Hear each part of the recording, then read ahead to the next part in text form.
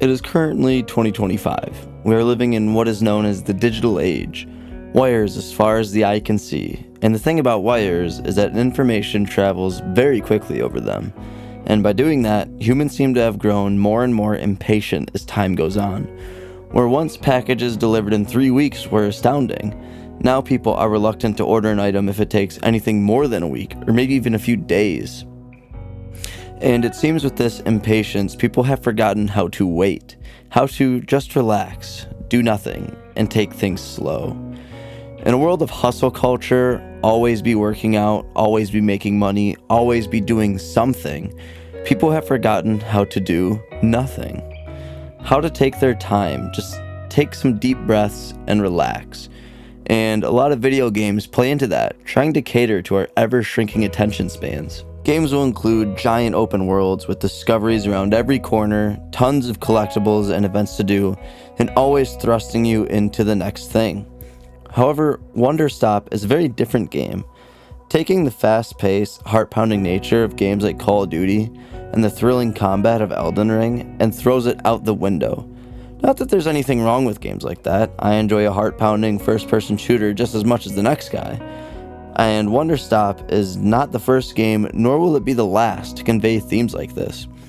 But Wanderstop, I think, wears its identities on its sleeve much more than others. Where Jasant could be going for the same wind down and relax theme, Wanderstop is much more direct about it, and I feel conveys the message the best from what I have played. Wanderstop consists of 3 mechanics in my mind: speaking to others, gardening, and making tea. And I know that may seem like the game is boring, but what it lacks in excitement, it more than makes up for in style, ambiance, and kind of life lessons. This game is much more than the sum of its parts, so allow me to tell you more about Wanderstop.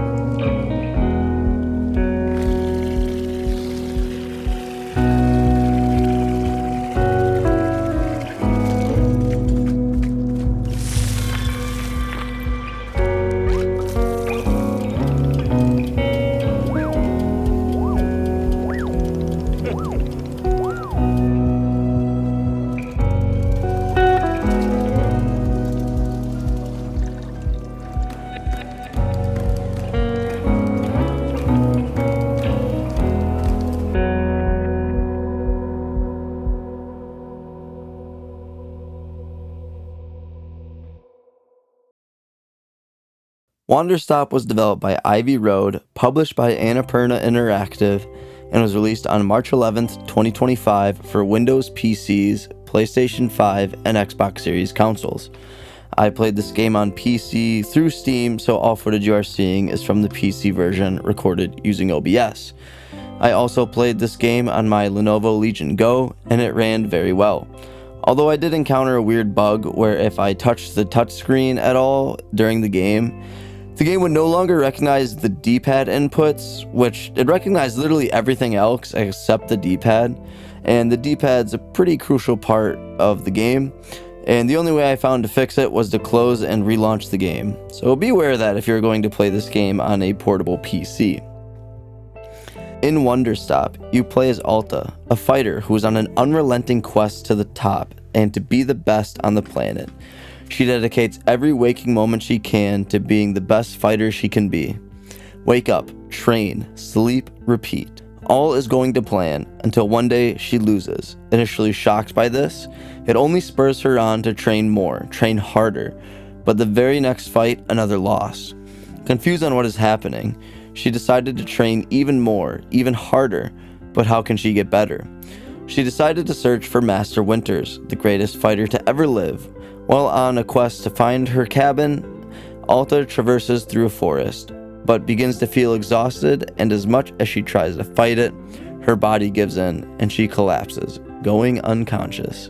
When she awakes, she finds herself rescued by Boro, a gentle giant of a man who runs a tea shop. She tells him of her predicament, and he offers her to stay at the shop as long as she would like, and she can leave when she is ready, whenever that may be. There's a lot of things I feel this game did right, but I want to start with the big man himself, Boro. When Boro rescues you and you have conversations with him, it is very clear that he functions very different from Alta. Where Alta is all about what's next, what can I be doing, what is the next thing on the agenda. Boro is very much more, I will get my next task done when I feel like it is time to complete it. He does not rush things. In the beginning, it seems this confuses Alta and almost makes her mad. She doesn't understand that someone could be content with patience, with waiting, with relaxing. But over time, you can tell that Alta may not fully accept his mindset, but he definitely begins to rub off on her. Anytime he tells Alta what to do, he always ends it by saying something like, "But do so on your own time," or "whenever you feel ready." And I can appreciate this. It seems like Boro always has some good advice for Alta, no matter what the situation is. And all this led to me always looking forward to what Boro had to say next, as I knew it would always offer a new perspective on the situation. He wanders around the area, almost acting as a shaman for Alta, offering the medicine of a new perspective whenever she needs it. But the reason Boro is here is because he wants to share his love of tea with everyone who comes into the shop. So of course, Boro teaches you how to use the tea machine, and the tea machine itself is actually rather enjoyable and satisfying to use. Now, the tea machine you use is no tea kettle on a stovetop. The whole machine is actually very large and built into a tree in the middle of the shop and requires a ladder on wheels to operate. Think like the ladders in libraries that wheel along and help people reach higher shelves at the bookshelf. Every step of making tea feels very tactile and satisfying, whether that's pouring the water in, tossing in the ingredients, or transferring it from pot to pot. It all flows and feels very great. Despite making tea very enjoyable, this game is not about the mechanics though. It is about the vibes, the story, the lessons, and that is portrayed very well. The environment around the tea shop is very calming, usually being surrounded by calming colors, with a nice mellow soundtrack playing. Or sometimes, if you like, no music at all. Just Mother Nature's soundtrack. But as calming as a place as the tea shop is, that doesn't mean Alta is changing her ways immediately, or potentially at all for that matter. And this is showcased by when Alta is talking about getting back to fighting. The text box grows constricting vines and starts turning red. Something I feel shows Alta's tension and anxiety around her situation, wanting to keep fighting and training, but she just does not currently have it in her mentally. As I said, this game is much more about the vibes and the ambiance than the actual mechanics and gameplay, but that doesn't make that stuff bad. If anything, it makes the themes of the game all the better by not being super distracting by taking you out of the situation, making you do some clunky, unintuitive task. And without spoiling anything, I initially was not a big fan of the ending, but after thinking about it for a bit after, I actually do think it ends quite well, and really on brand for the themes presented in the game.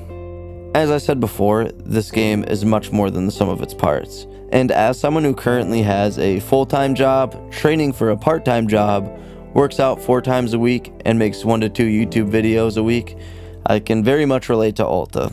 Always feeling like you have something you gotta do. No downtime. No time for yourself. Always just going from checklist item to checklist item.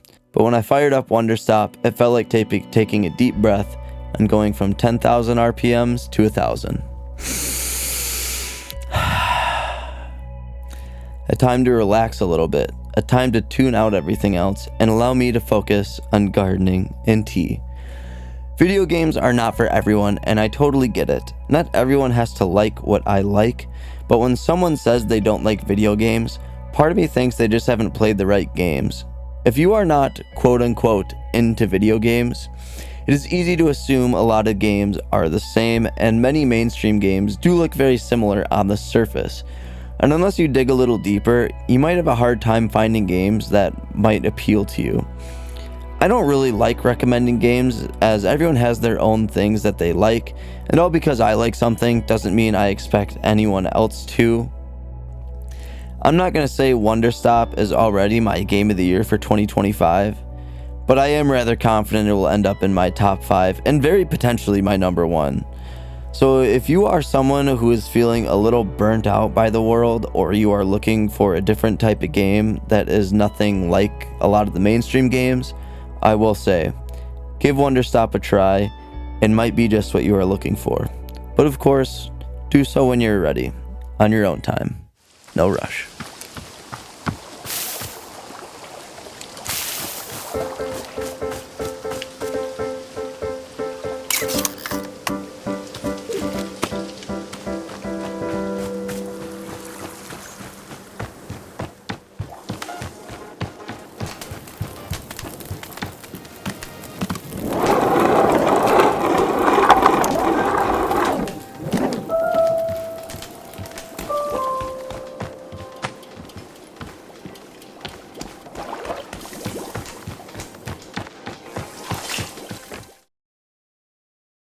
Wanderstop was really a video game version of a breath of fresh air. But thank you so much for taking the time and attention to watch this video. I really appreciate it. If you like this video, make sure to hit that thumbs up button. It goes a long way for us here at Milkman Media. Next, I will be tackling Atomfall, so make sure you subscribe to the channel so you don't miss that, as well as for all your other food and gaming needs. Lastly, let's talk in the comments about Wanderstop, your thoughts on the game, or if you're just feeling burnt out, let's just chill and take a moment to relax together there. In the meantime, thanks again for your time and attention, and as always, I'll see you in the next one.